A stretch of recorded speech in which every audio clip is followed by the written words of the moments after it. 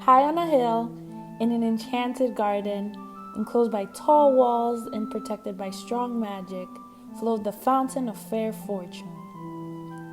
Once a year, between the hours of sunrise and sunset, on the longest day, a single unfortunate was given the chance to fight their way to the fountain, bathe in its waters, and receive fair fortune forevermore. On the appointed day, hundreds of people traveled from all over the kingdom to reach the garden walls before dawn. Male and female, rich and poor, young and old, of magical means and without, they gathered in the darkness, each hoping that they would be the one to gain entrance to the garden. 3 witches, each with her burden of woe, met on the outskirts of the crowd and told one another their sorrows as they waited for sunrise. The first, by name Asha, was sick of a malady no healer could cure. She hoped that the fountain would banish her symptoms and grant her a long and happy life. The second, by name Athelda, had been robbed of her home, her gold, and her wand by an evil sorcerer. She hoped that the fountain might relieve her of her powerlessness and poverty. The third, by name Amada, had been deserted by a man whom she loved dearly, and she thought her heart would never mend. She hoped that the fountain would relieve her of her grief and longing. Pitying each other, the 3 women agreed that, should the chance befall them, they would unite and try to reach the fountain together. The sky was rent with the first ray of sun, and a chink in the wall opened. The crowd surged forward, and each of them shrieking their claim for the fountain's benison. Creepers from the garden beyond snaked through the pressing mass and twisted themselves around the first witch Aja. She grasped the wrist of the second witch Athelda and seized tight upon the robes of the third witch Amada. And Amada became caught upon the armor of a dismal-looking knight who was seated on a bone-thin horse. The creepers tugged the 3 witches through the chink in the wall, and the knight was dragged off his steed after them.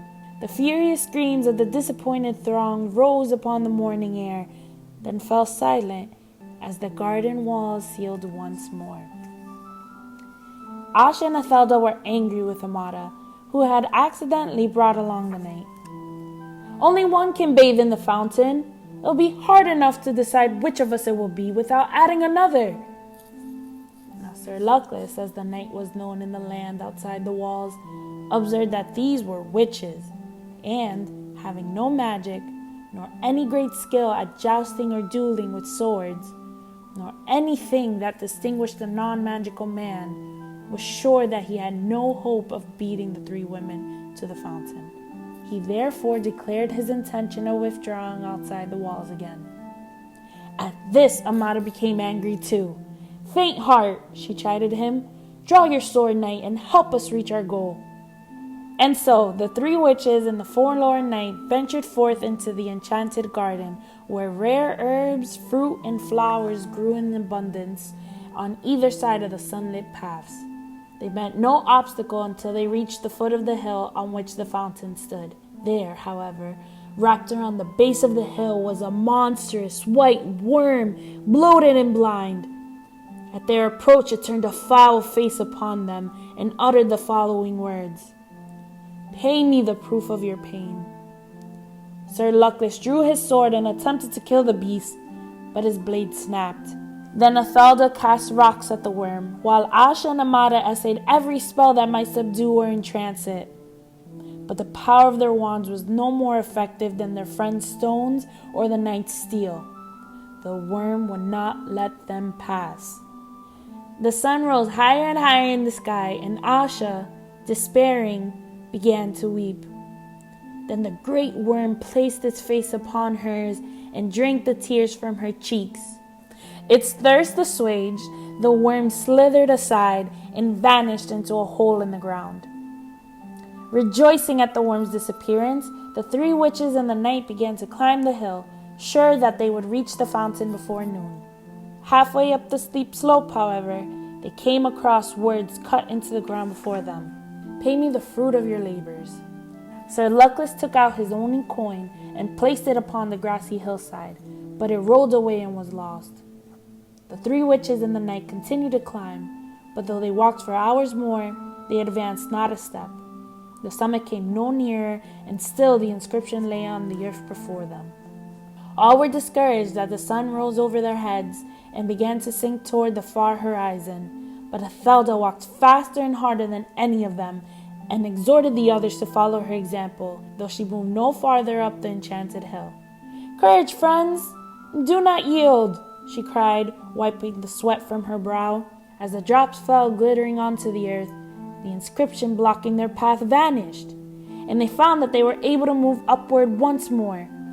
Delighted by the removal of this second obstacle, they hurried toward the summit as fast as they could, until at last they glimpsed the fountain, glittering like crystal in a bower of flowers and trees.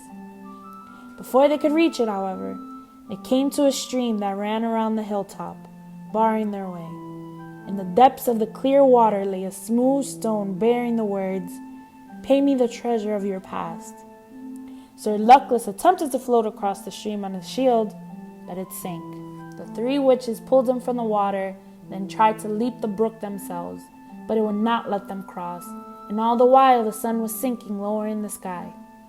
So they fell to pondering the meaning of the stone's message, and Amata was the first to understand. Taking her wand, she drew from her mind all the memories of happy times she had spent with her vanished lover, and dropped them into the rushing waters.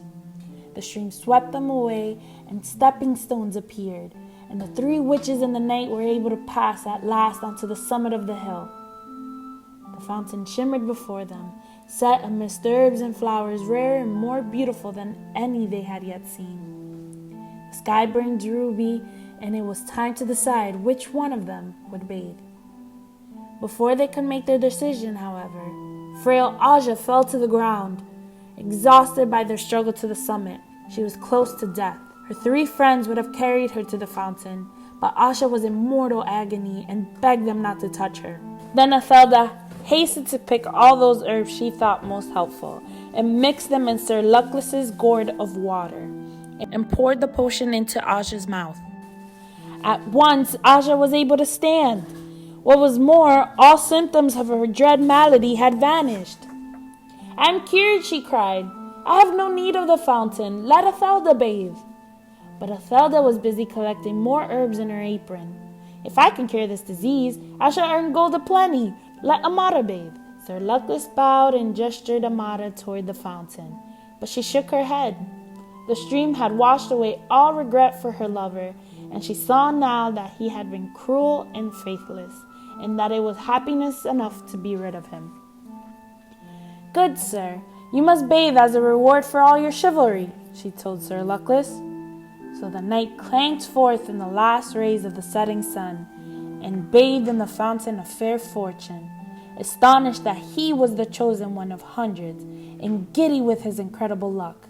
As the sun fell below the horizon, Sir Luckless emerged from the waters with the glory of his triumph upon him, and flung himself in his rusted armor at the feet of Amata, who was the kindest and most beautiful woman he had ever beheld. Flushed with success, he begged for her hand and her heart, and Amata, no less delighted, realized that she had found a man worthy of them.